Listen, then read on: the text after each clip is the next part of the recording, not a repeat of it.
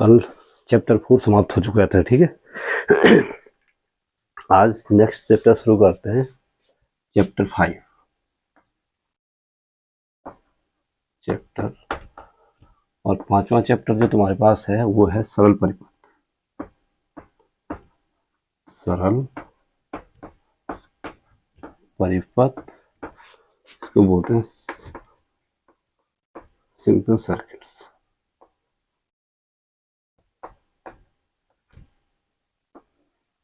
Simple, ठीक है भाई। और इस पूरे चैप्टर में आप जो आप लोग पढ़ोगे वो सबसे पहले तो वैद्युत सेल पढ़ोगे, वैद्युत सेल क्या होता है, ठीक है ना। उसके बाद वैद्युत सेल हो गया, किरचॉफ के नियम। इस पूरे चैप्टर में आप पहला आर्टिकल है वैद्युत सेल,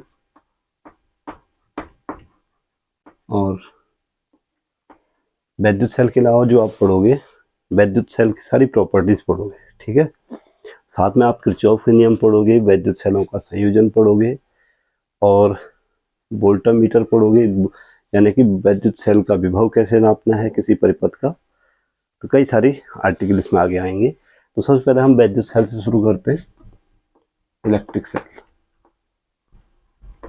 इलेक्ट्रिक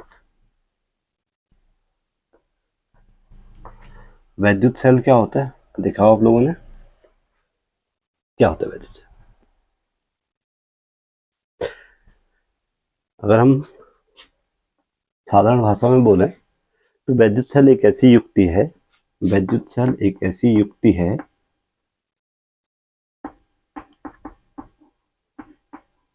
वैद्युत सेल एक ऐसी युक्ति है जो कि रासायनिक ऊर्जा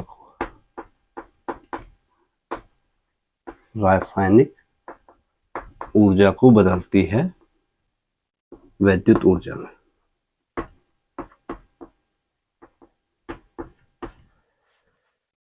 वैद्युत सेल एक ऐसा एडजस्टमेंट है, एक ऐसी युक्ति है, एक ऐसा फैक्टर है जो कि चेंज करता है केमिकल एनर्जी को किसमें, इलेक्ट्रिक एनर्जी में, ठीक है ना। और वैद्युत सेल में क्या होता है, और इस एनर्जी का प्रयोग, जो वैद्युत ऊर्जा का प्रयोग है, इसको हम किसी भी परिपथ में, यहाँ हम अगर कोई परिपथ जोड़ दें वैद्युत सेल से, वैद्युत सेल से अगर हम कोई परिपथ जोड़ दें तो परिपथ में, इस परिपथ में वैद्युत धारा बहने लगे, परिपथ में वैद्युत आवेश अर्थात वैद्युत आवेश प्रवाह शुरू हो जाता है, अर्थात वैद्युत धारा बहने लगती है।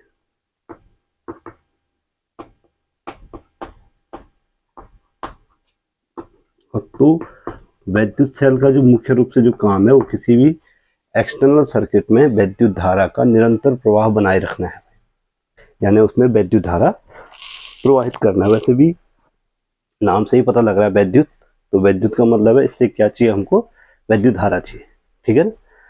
अब होता क्या है कि वैद्युत सेल एक सिंपल सी बनावट है। वैद्युत सेल क्या होता है कि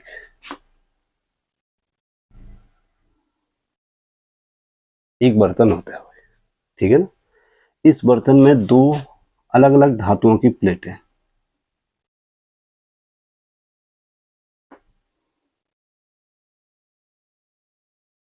दो अलग अलग धातुओं की प्लेटें रहती हैं, डुबो के रखते हैं।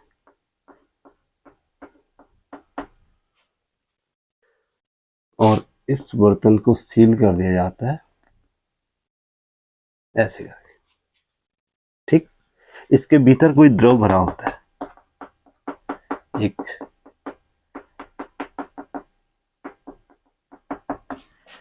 इसके भीतर जो द्रव भरा होता है इसको बोलते हैं वैद्युत अपघट्य। वैद्युत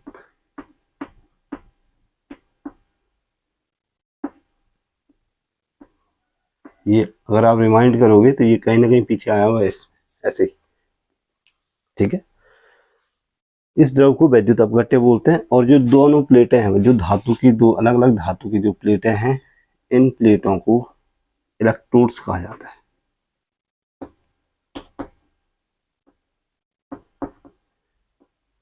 इलेक्ट्रोड, ठीक है। और इन प्लेटों पे दो संयोजी पेंच लगे होते हैं। अगर इस सेल के बीच हम कोई बाह्य परिपथ जोड़ दें तो सेल जो है परिपथ में धारा देना शुरू कर देता है। इलेक्ट्रोड्स बोलेंगे क्योंकि दो हैं,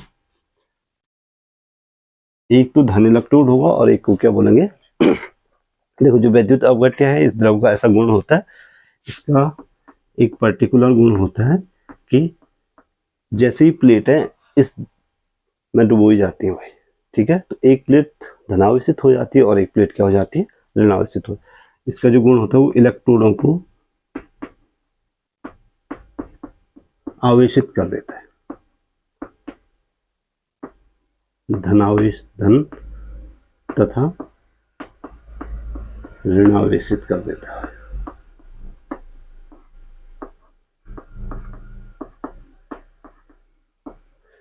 एक प्लेट धन हो जाएगी और एक प्लेट क्या हो जाएगी, ऋणावेशित हो जाएगी।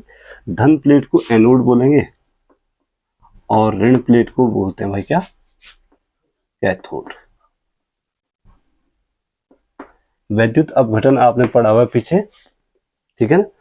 तो इसके अंदर वैद्युत अपघटन की क्रिया होती है, लेकिन थोड़ा सा ध्यान दो, वैद्युत अपघटन हमने कब किया था। वैद्युत अपघटन के लिए हमने क्या किया था, इसको बाह्य सोर्स से जोड़ा था, ठीक है ना। किसी पॉट में, किसी बर्तन में हमने क्या लिया था, इलेक्ट्रोलाइट लिया था और उसको एक्सटर्नल सोर्स से क्या किया था, पहले जोड़ा था, ठीक है ना। तो एक प्लेट तब धनावेशित हुई थी जबकि हमने बाह्य सोर्स, बाह्य सेल से जोड़ा था, और इसमें दूसरी प्लेट ऋणावेशित हुई थी। तो जो सेल का जो एक्सटर्नल सर्किट था या एक्सटर्नल सोर्स था, उसके धनावेश से जो प्लेट जुड़ती थी वो एनोड हो जाता था, जो ऋणावेश से जुड़ती थी वो कैथोड हो जाता था। यहाँ इसमें ऐसा नहीं है। इसमें क्या है, जैसे ही हम इसमें क्या करेंगे, इस वैद्युत अपघट्य में दो प्लेटें जो डालेंगे तो एक प्लेट ऑटोमेटिकली क्या हो जाएगी और दूसरी ऋणावेश। कहने का मतलब ये है कि ये जो धनावेश प्लेट है वह ये कैसे होगी, जो धनायन होंगे वो इस धनावेशित प्लेट की ओर चलेंगे। धनायन क्या होंगे, उस समय उल्टा हुआ था, ध्यान, इलेक्ट्रोलाइट वाली प्रक्रिया में ठीक उल्टा हुआ था इसका। किस वाले में, वैद्युत अपघटन में, याद है। अब जो ऋणावेश हैं वो इस समय कहाँ चलेंगे, जो ऋणावेश हैं वो जाएंगे कैथोड की ओर और धनावेश जाएंगे किधर को, एनोड की ओर। ये ध्यान रहे, इस समय वैद्युत सेल और जो वैद्युत अपघटन वाली प्रक्रिया थी उसमें थोड़ा सा बेसिक डिफरेंस है, ठीक है ना, क्योंकि उसमें एक्सटर्नल सोर्स जुड़ा होता है, इसमें कोई एक्सटर्नल सोर्स नहीं जुड़ा हुआ है पावर का। तो होता क्या है कि जैसे ये प्लेटें इसमें डुबोई जाती है वैसे ही क्या होता है, इसमें आवेश का प्रवाह शुरू हो जाता है, और आवेश का प्रवाह होगा जो इसके भीतर जो इलेक्ट्रोलाइट होगा, ठीक है ना, वो धनावेश जैसे प्लेटें इसमें डालेंगे तो धनावेश इस प्लेट की ओर और ऋणावेश ऋण प्लेट की ओर चलेंगे। धनावेश धन प्लेट की ओर, ध्यान से सुनो, धनावेश किस में चलेंगे, धन प्लेट की ओर, ऋणावेश किधर को चलेंगे, कैथोड की ओर, ठीक है। और इस प्रकार से अगर आप देखो, अगर इसे इसके बाहर से हम कोई परिपथ जोड़ दें भाई, ये कोई सेल है,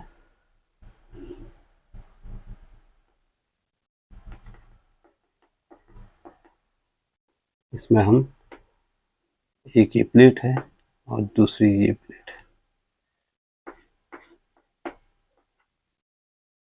और इन प्लेटों के बीच में अगर हम कोई परिपथ जोड़ दें ऐसे करके, ये धन ये ऋण, ठीक है ना, तो इस परिपथ में वैद्युत धारा बहनी शुरू हो जाती है। परिपथ में क्या बहेगी, वैद्युत धारा बहनी शुरू होगी, और वैद्युत धारा किधर से किधर को बहती है, हमेशा धन से ऋण।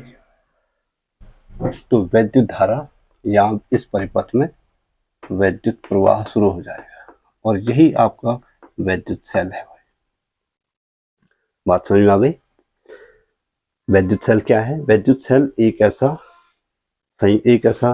युक्ति, एक ऐसी डिवाइस है जो कि रासायनिक ऊर्जा को किसमें बदलती है, वैद्युत ऊर्जा में बदलती है। और अगर हम उसको किसी परिपथ से जोड़ दें तो परिपथ में धारा का प्रवाह अनवरत यानी कि कंटिन्यूअस बना रहता है, ठीक, इस पूरी युक्ति को हम क्या बोलते हैं, वैद्युत सेल। बनावट मैंने आपको बता दी। तो ये है आपका वैद्युत सेल। आ गई बात समझ में कि नहीं आई? आ गई। दूसरी जो आर्टिकल इसमें आप पढ़ोगे, और ये काफी इंपॉर्टेंट चीज है भाई, सेल का विद्युत वाहक बल। सेल का वैद्युत वाहक बल या विद्युत वाहक बल, सुना हुआ नाम कभी? इसको बोलते हैं EMF, इलेक्ट्रोमोटिव फोर्स। इलेक्ट्रोमोटिव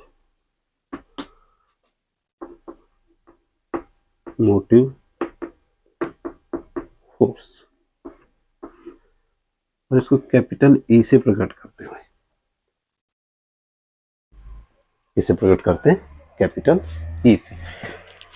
कहीं पे आया ये आर्टिकल अभी तक? इलेक्ट्रोमोटिव फोर्स क्या हुआ, वैद्युत वाहक बल क्या हुआ? आया? नहीं आया? तो देखो क्या होता है कि जब किसी सेल को हम किसी परिपथ से जोड़ते हैं, अब हम हमारे पास सपोज के लिए कोई, अब सेल का जो सेल का प्रतीक है वो ये है भाई, ध्यान रहे, ये किसका प्रतीक है? सेल का। अगर हम किसी सेल को किसी परिपथ से जोड़ दें या किसी प्रतिरोध से जोड़ दें, ठीक है, तो जो ये प्लस सिरा और ये माइनस सिरा हो गया, ठीक है, तो सेल में एक वैद्युत धारा बहनी शुरू हो जाती है, जो कि हमेशा जिसकी दिशा धन टर्मिनल से ऋण टर्मिनल की ओर होगी। अब सेल्स से जब वैद्युत धारा बहती है भाई, ध्यान रहे, तो एक ये एक्सटर्नल, ये बाह्य प्रतिरोध है, ये आर क्या है, ये बाह्य परिपथ है या बाह्य प्रतिरोध है।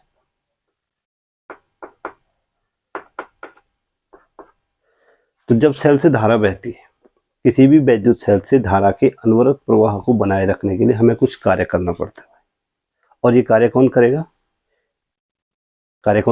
हमारे पास सिर्फ एक ही इलेक्ट्रिक सोर्स है, वो है सेल, तो कार्य करेगा सेल।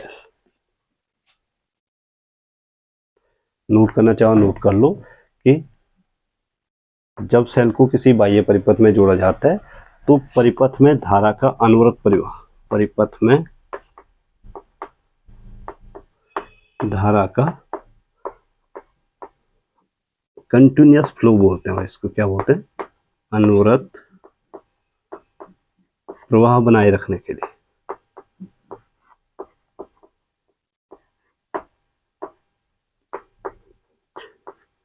सेल द्वारा कुछ कार्य किया जाता है।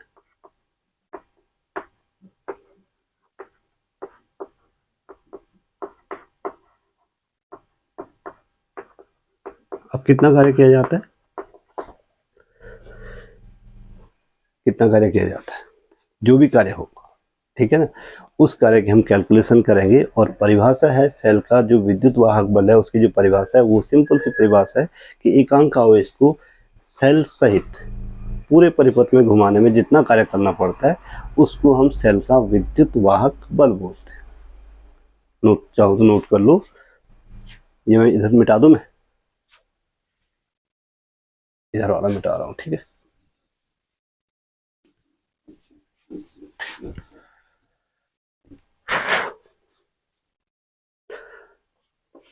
ये नोट करना है आपको कि एकांक आवेश को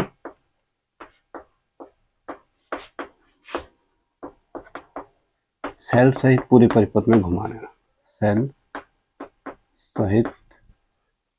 अब सेल सहित क्यों बोल रहा हूँ, थोड़ा आगे जाके इसको डिस्कस करेंगे। सेल सहित पूरे परिपथ में घुमाने में कृत कार्य किसके द्वारा किया जाएगा? ये कार्य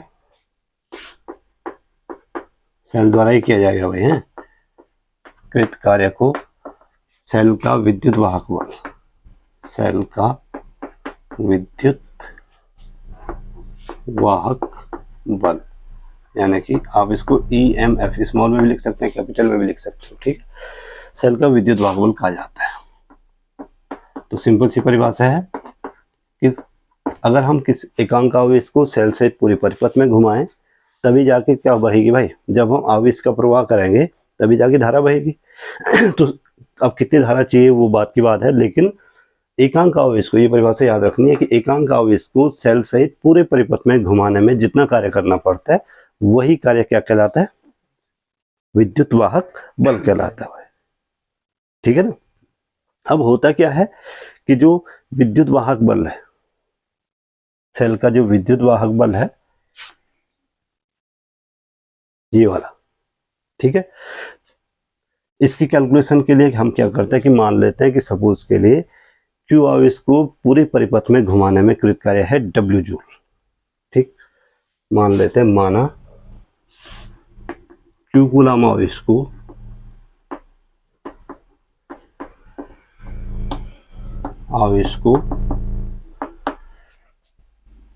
देखो, क्यू कूलाम आवेश को सेल सहित पूरे, यहां से ये पूरी चीज लिखनी पड़ेगी फिर से, सेल सहित पूरे परिपथ में घुमाने में कृत कार्य डब्ल्यू जूल है भाई। कितना है, आप क्या लिखोगे कि माना क्यू कूलाम आवेश को सेल सहित पूरे परिपथ, यहां से यहां तक पूरा लिखा जाएगा है, सेल सहित पूरे परिपथ में घुमाने में कृत कार्य है कितना जूल, डब्ल्यू जूल। तो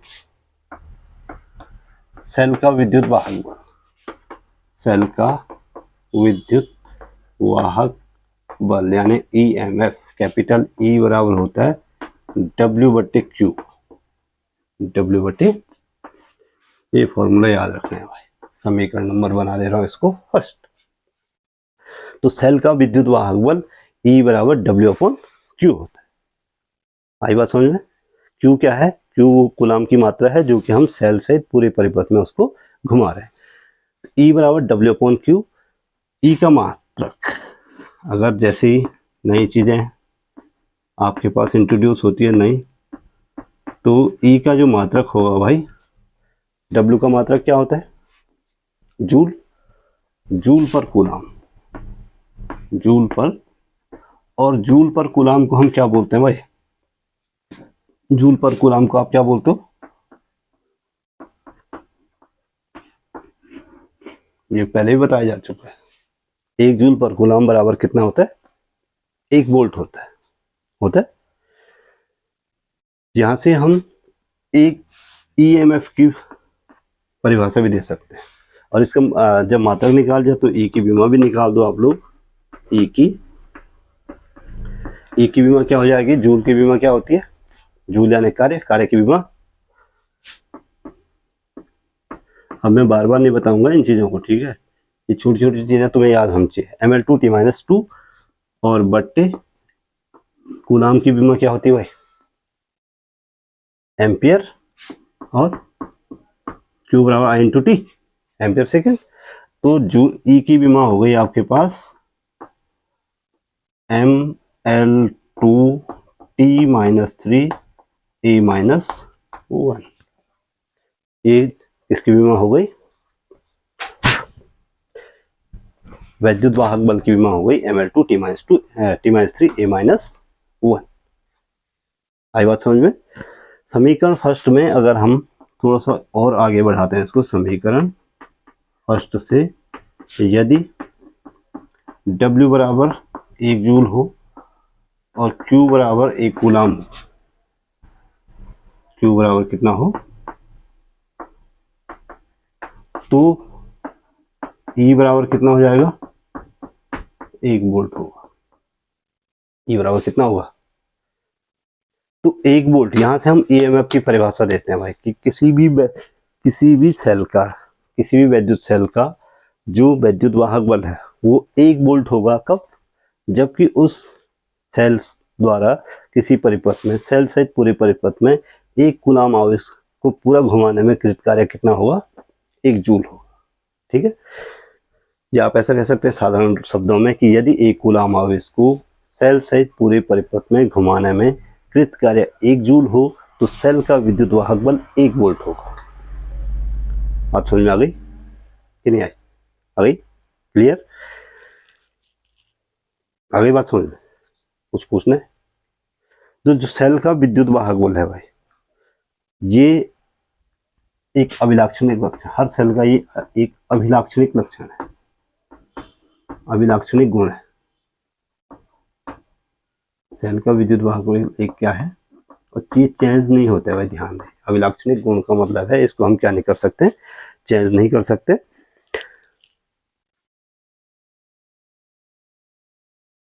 ठीक है, और ये दो बातों पे निर्भर करता है केवल, ये सिर्फ दो बातों पे निर्भर करता है। एक तो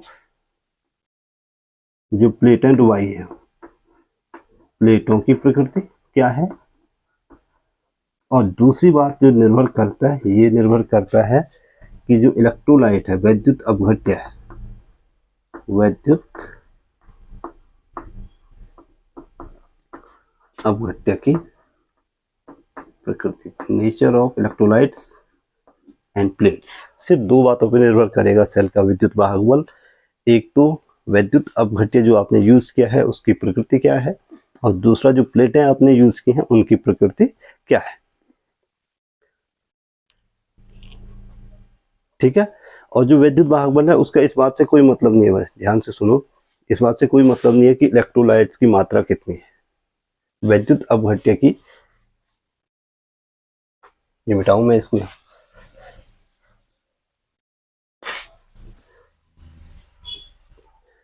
जो वैद्युत वाहक बल है E का मान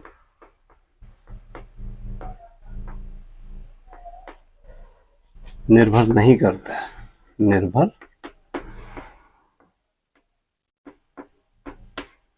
किस किस बात पे, नंबर एक वैद्युत अपघट्य की मात्रा, वैद्युत अपघट्य की मात्रा कितनी है।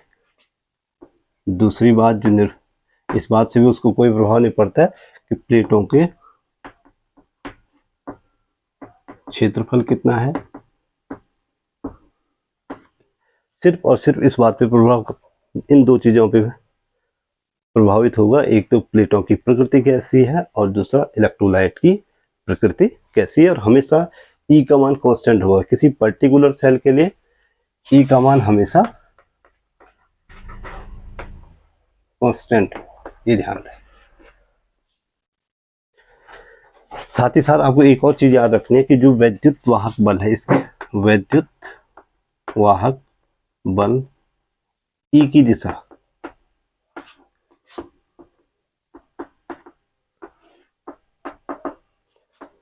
सेल के भीतर ऋण से धन आवेश, धन प्लेट की ओर होती है। जो वैद्युत वाहक बल की दिशा होगी, वैद्युत वाहक बल की जो डायरेक्शन होगी वो हमेशा ऋण से और धन की ओर होगी। सेल के ऋण टर्मिनल से धन टर्मिनल की ओर। अगर आपने ये वाला फिगर में मिटा चुका हूँ, वैसे थोड़ा सा इसको दोबारा से बनाना पड़ेगा। अगर ये बाह्य परिपथ है तो ये ऋण है, ये धन है, ई की दिशा ये हो गया है। वैद्युत वाहक बल की दिशा सेल के भीतर ऋण टर्मिनल से और धन टर्मिनल की ओर होगी, याद रहेगा। तो ये सेल का विद्युत वाहक बल है। अगली बात सुन,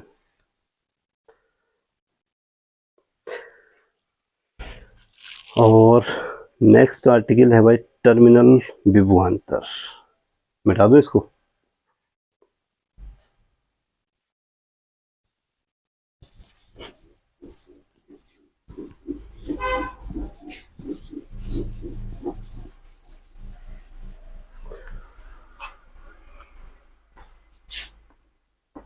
नेक्स्ट आर्टिकल है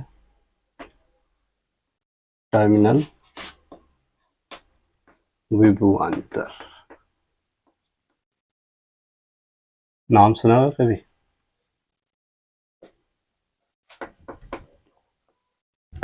terminal voltage difference, voltage difference, terminal voltage difference. अब होता क्या है कि अगर कोई परिपथ है भाई, वैद्युत परिपथ है, वो एक, उसको हम कई सारे छोटे छोटे भागों से मिलकर बना हुआ सकते हैं। ठीक है ना, हम एक ही तार को या एक ही परिपथ में दो या दो से अधिक हिस्से हो सकते हैं, भाग हो सकते हैं, या एक ही तार को हम क्या मान सकते हैं कि छोटे छोटे कई भाग सारे भागों से मिलकर बना हुआ मान सकते हैं। सपोज के लिए यहाँ ध्यान दो, ये सेल है भाई, और ये जैसे सेल जिस परिपथ में विद्युत धारा दे रहा है वो अलग अलग हिस्सों से मिलकर बना हुआ है।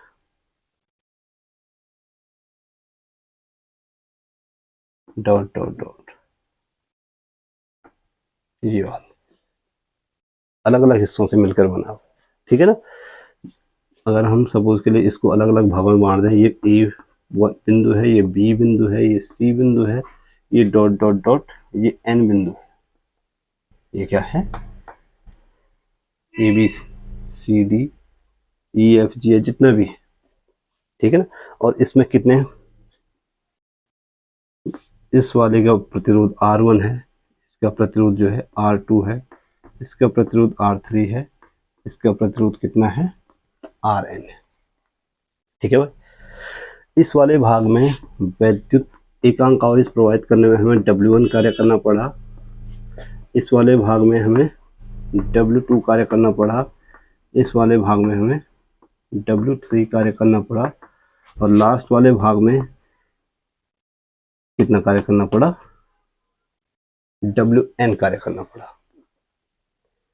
Q आवेश को हमें इन भागों में, अलग अलग भागों में भाई प्रवाहित करने में कितना काम करना पड़ा, लगभग W1 W2 W3, क्योंकि सारे के सारे जो टर्मिनल्स हैं या जो सारे जो भाग हैं इस परिपथ के, वो हमेशा क्या है, वो श्रेणी क्रम में है।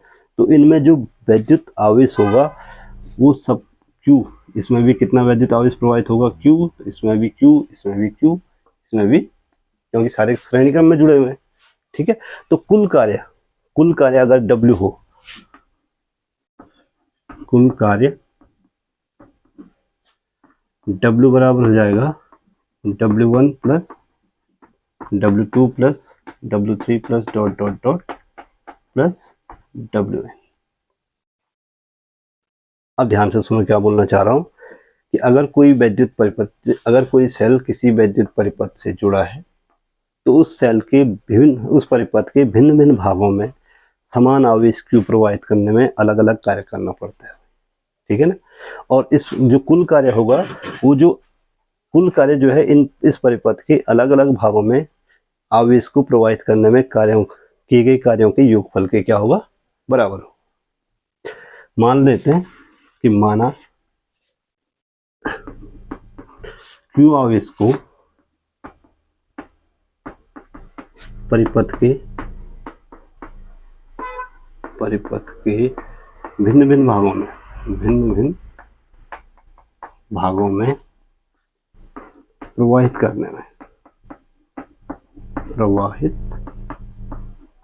करने में कृत कार्य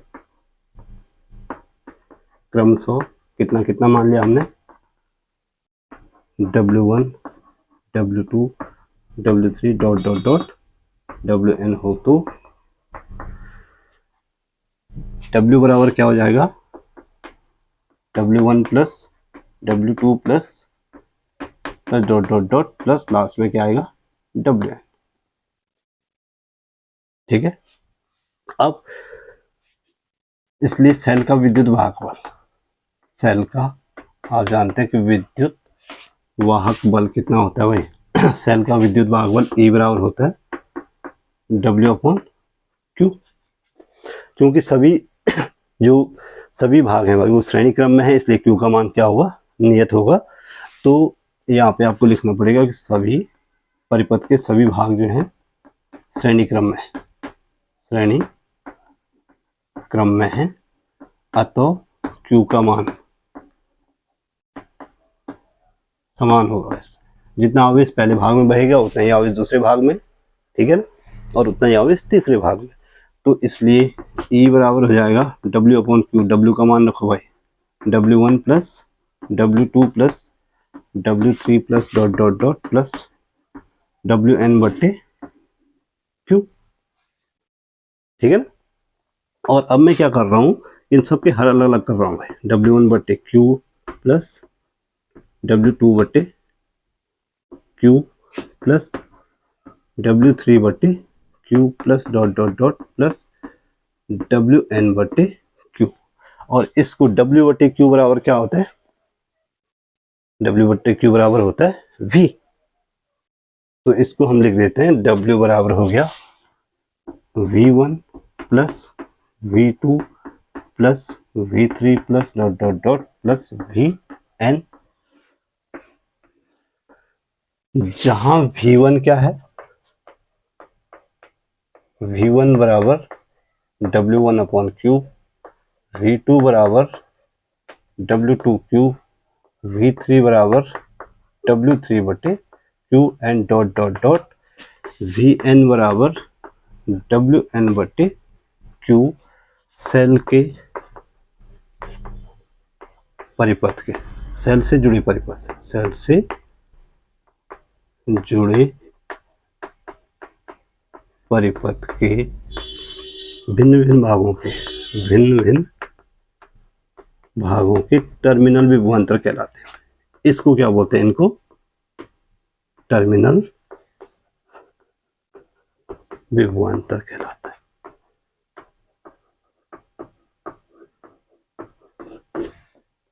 तो टर्मिनल विभवांतर देखो, ए और बी के बीच, ध्यान से सुनो, ए और बी के बीच क्यू आवेश प्रवाहित करने में जितना कार्य करना पड़ा और उस आवेश के मान के अनुपात को, बी और सी के बीच में कार्य करना पड़ा W, तो टर्मिनल विभवांतर हो गया W2/Q। सी और डी के बीच में कार्य करना पड़ता W3 क्यू आवेश को प्रवाहित करने में, तो जो टर्मिनल विभवांतर हो जाएगा W3/Q और ऐसे ही WN/Q। अब सिंपल सी एक परिभाषा आप इतने से समझो कि सेल की किसी परिपथ के किसी भाग में जो टर्मिनल, किसी भाग का जो टर्मिनल विभवांतर होगा वो उस भाग में एक एकांक आवेश को प्रवाहित करने में कृत कार्य के बराबर होगा। ठीक है, तो ये लास्ट और फाइनल जो आप समझोगे वो ये है कि सेल के, नोट चाहो तो नोट कर लो, सेल से जुड़े परिपथ के किन्हीं दो बिंदुओं के बीच टर्मिनल विभवांतर, सेल से जुड़े परिपथ के किन्हीं दो बिंदुओं के बीच टर्मिनल विभवांतर,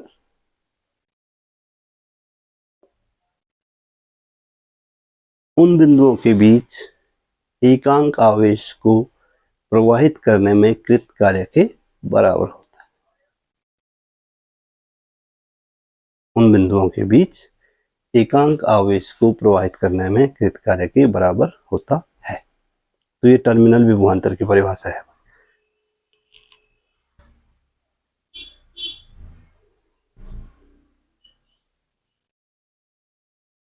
आप कह सकते हैं अगर पूरी परिपथ को हम ले लें तो V बराबर W/Q हो जाएगा। V बराबर क्या हो जाएगा? तो एक प्रकार से आप टर्मिनल विभवांतर भी एक प्रकार का क्या है? विद्युत वाहक बल है भाई। देखो E बराबर W/Q, ये पूरे परिपथ की बात हो रही है, ठीक है, लेकिन V बराबर W/Q, V बराबर W/Q, ये किसी पर्टिकुलर भाग की बात हो रही है। ठीक है, तो सेल के किन्हीं दो बिंदुओं के बीच टर्मिनल विभवांतर, उन बिंदुओं के बीच एकांक आवेश को प्रवाहित करने में कृत कार्य के बराबर होगा। क्लियर? आ गई बात समझ में?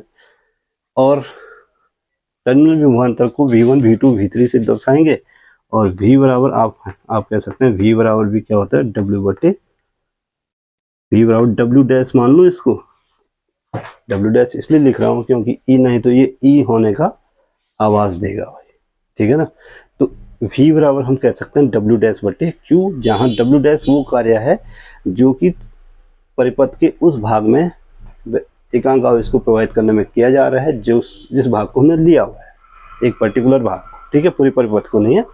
तो V बराबर W/Q हो गया। तो V का मात्रक हमेशा वही होगा जो कि क्या होगा भाई? E का मात्रक होगा। तो ये भी जूल प्रति कूलम, आप इसको चाहो तो क्या लिखोगे? जूल प्रति कूलम। और इसका जो विमा होगी ये भी वही विमा होगी जो कि E की विमा होगी, यानी कि अभी बताया था इससे पहले ml2 T-3 A- 1। तो ये इसका मात्रक हो गया, ये इसकी क्या हो गई, विमा हो गई। टर्मिनल विभवांतर क्या हुआ, बात समझ में आ गई कि नहीं आई। टर्मिनल विभवांतर का मतलब है वो काम क्योंकि हमें सेल के किसी पर्टिकुलर भाग में एकांक आवेश को प्रवाहित करने में करना पड़ रहा है या किया जा रहा है, इसको बोलते हैं टर्मिनल वोल्टेज डिफरेंस या टर्मिनल विभवांतर। बात समझ में आ गई। इसके बाद एक और आर्टिकल देख लें। इसके बाद जो नेक्स्ट आर्टिकल है भाई वो है सेल का आंतरिक प्रतिरोध। मिटा देता हूं इसको है।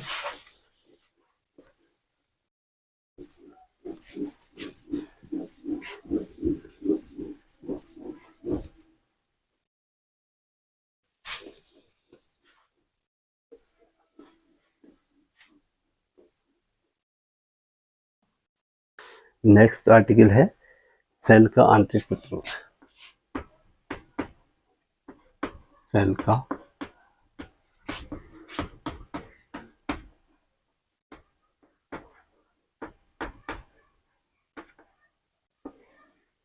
Internal resistance.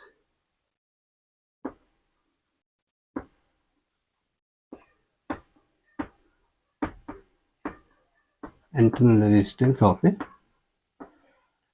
सेल। तो सेल प्रतिरोध का, आपने प्रतिरोध मैंने इससे पहले बताया हुआ, जब ओम का नियम पढ़ाया होगा तो आपको प्रतिरोध बताया होता कि प्रतिरोध क्या होता है। प्रतिरोध वो बाधा है जो कि सेल के जो कि किसी परिपथ में धारा के प्रवाह को क्या करता है, बाधित करता है। तो होता क्या है कि जिस प्रकार से जो प्रतिरोध है भाई वो धारा के मार्ग में अवरोध उत्पन्न करता है, कोई भी प्रतिरोध जो है इसका काम है वैद्युत आवेश धारा, आप कह सकते हैं आवेशों के मार्ग में बाधा उत्पन्न करता है। उसका मतलब भी यही हुआ, धारा के मार्ग में वैद्युत धारा के मार्ग में अवरोध उत्पन्न करता है।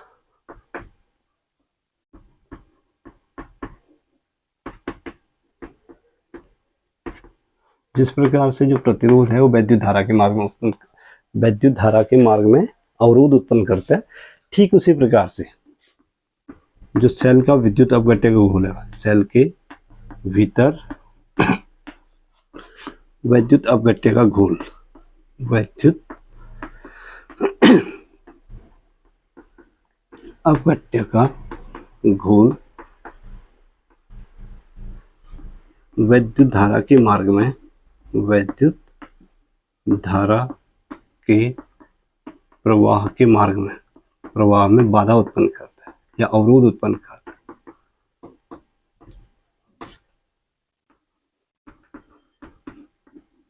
जिस प्रकार से जो प्रतिरोध है वो वैद्युत धारा के मार्ग में बाधा उत्पन्न करता है, ठीक उसी प्रकार से जो वैद्युत अपघट्य का घोल है भाई वो भी वैद्युत धारा के प्रवाह में क्या करता है, अवरोध उत्पन्न करता है या बाधा उत्पन्न करता है।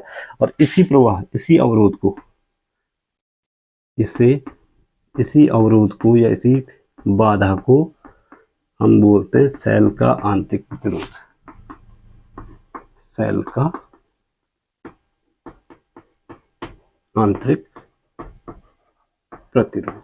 और इसी कारण आपने कहीं पे देखा होगा, अगर किसी सर्किट में हम सेल लगाते हैं भाई, ये प्लस और ये, तो सेल को हम ऐसे दिखाते हैं,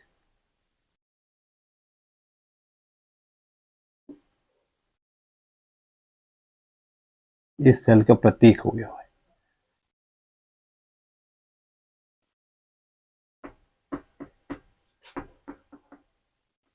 और हमें कहीं पे सेल को दिखाना होता है, ठीक है ना, तो हम सेल के अंदर एक प्रतिरोध दिखाते हैं। देखो ये धन प्लेट है, ये धन और ये क्या है, ऋण है, ठीक है। इसके बीच में घोल है भाई, और इस घोल का जो प्रतिरोध है वो स्मॉल आर है, इसको स्मॉल आर से प्रकट करते हैं। सेल का आंतरिक प्रतिरोध जो है, जो सेल का घोल है, वो स्वयं जो है वैद्युत आयनों के मार्ग में क्या करता है, प्रवाह में बाधा उत्पन्न करता है। और इसी अवरोध को, इसी बाधा को हम बोलते हैं सेल का आंतरिक प्रतिरोध। दो बातों पर निर्भर करता है, एक तो प्लेटों के बीच की दूरी पे, और दूसरा प्लेटों के डूबे हुए क्षेत्रफल पे, और तीसरी बात पे निर्भर करता है कि इसकी सांद्रता कितनी है। ठीक है, तो जो प्रतिरोध है आंतरिक प्रतिरोध, आंतरिक प्रतिरोध सेल का आंतरिक प्रतिरोध है, जहां पे अगर सेल का इसका सेल का आंतरिक प्रतिरोध निर्भर करता है नंबर 1 वैद्युत अपघट्य की सांद्रता पर। वैद्युत सांद्रता का मतलब है कंसंट्रेशन, यानी कि उसका गाढ़ापन कितना है। ठीक है, दूसरी बात तो निर्भर करता है प्लेटों के बीच की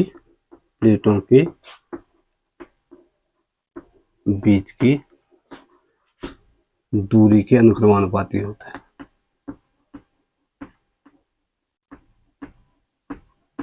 प्लेटों के बीच जितनी दूरी होगी, अगर दूरी ज़्यादा होगी तो उनके बीच में इलेक्ट्रोलाइट ज़्यादा होगा। ठीक है ना, और इलेक्ट्रोलाइट ज़्यादा होगा तो बाधा भी क्या होगी, ज़्यादा उत्पन्न करेगा ऑब्वियसली। तो प्लेटों के बीच की दूरी के अनुक्रमानुपाती होता है। और नंबर तीसरी बात पे जो निर्भर करता है प्लेटों के जो घूल है भाई, घूल यानी कि जो वैद्युत अपघट्य है, घूल में डूबे क्षेत्रफल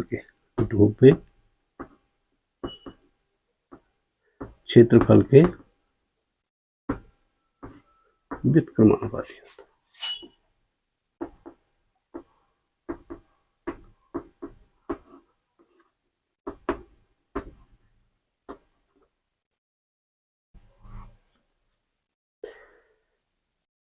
सेल का आंतरिक प्रतिरोध समझ गए, और उसकी निर्भरता किस किस बात पे निर्भरता, एक तो वैद्युत अपघट्य की सांद्रता पर निर्भर करता है। जैसे जैसे सांद्रता बढ़ेगी, ध्यान रहे सांद्रता बढ़ने पर आंतरिक प्रतिरोध क्या होगा, बढ़ेगा। दूसरा प्लेटों के बीच की दूरी के अनुक्रमानुपाती होता है, यानी कि प्लेटों के बीच की दूरी बढ़ेगी तो सेल का आंतरिक प्रतिरोध बढ़ेगा। तीसरा प्लेटों के घूल में डूबे क्षेत्रफल के, प्लेटें बाहर भी हो सकती है ना, और कुछ भाग अंदर होगा प्लेटों का, तो उन प्लेटों के जो घूल में डूबे हुए क्षेत्रफल के, बाहर के क्षेत्रफल से कोई मतलब नहीं है, उसकी क्या होती है, व्युत्क्रमानुपाती होती है। ठीक, जितना कम डूबेगा उतना ज्यादा होगा। बिल्कुल, ठीक है। और एक चीज और ध्यान रखना है कि जो सेल का जो आंतरिक प्रतिरोध है भाई, ये हमेशा कांस्टेंट नहीं होता है। जैसे जैसे हम सेल को यूज करते जाते हैं तो वैसे वैसे जो घोल है उसकी सांद्रता बढ़ती जाती है, और सांद्रता बढ़ती, कंसंट्रेशन बढ़ेगा तो उसका जो आंतरिक प्रतिरोध है वो क्या होता जाता है, बढ़ता जाता है। देखो यूज करने पर, रेगुलर यूज में क्या होता है, रेगुलरली यूज करेंगे तो जो वैद्युत अपघट्य की सांद्रता, वैद्युत अपघट्य की सांद्रता बढ़ती है भाई, सांद्रता जैसे जैसे हम सेल को यूज करते हैं तो वैद्युत अपघट्य की सांद्रता बढ़ती है, और इसका मतलब है कि आंतरिक प्रतिरोध भी क्या होता जाता है, आंतरिक प्रतिरोध भी बढ़ता जाता है।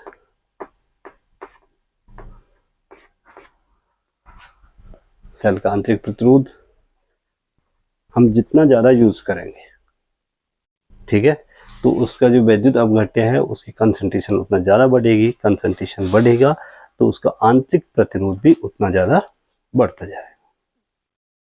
क्लियर।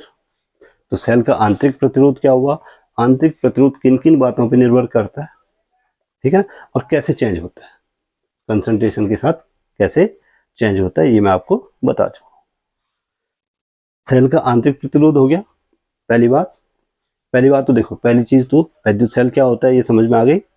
दूसरी बात जो है वैद्युत सेल का विद्युत वाहक बल क्या होता है ये समझ आ दिया। तीसरी बात जो है वैद्युत सेल का टर्मिनल विभवांतर क्या होता है ये बता चुका हूँ।